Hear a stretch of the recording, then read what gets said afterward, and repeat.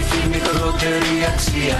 Τώρα που η ζωή μας είναι μες στη γαχεξία, τώρα που διατάζει το ανελέει το μνημόνιο, ήρθε η ώρα για το ελληνικό δαιμόνιο.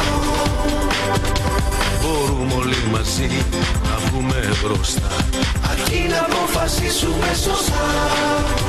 Μπορούμε όλοι μαζί το φως να το δούμε, και φτάνει μεταξύ μας να τα βρούμε. Σκεφτείτε ελληνικά, δεν είναι μακριά η μέρα που η ελπίδα θα γυρίσει, η μέρα που χαμόγελο θα ανθίσει. Δεν είναι μακριά, δεν είναι μακριά. Σκεφτείτε ελληνικά, προϊόντα ελληνικά, ελληνικά και μόνο αγοράστε. ευεργέτες της πατρίδας θάστε. Σκεφτείτε εθνικά, σκεφτείτε ελληνικά.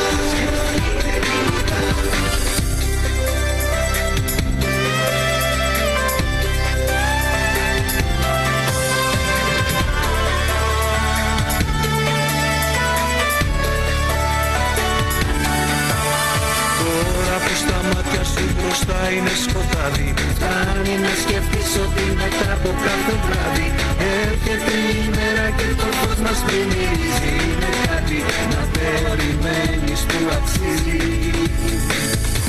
Μπορούμε όλοι μαζί να βγούμε μπροστά, αρκεί να αποφασίσουμε σωστά. μπορούμε όλοι μαζί το φως να το βρούμε, και φτάνει μεταξύ μας να τα βρούμε.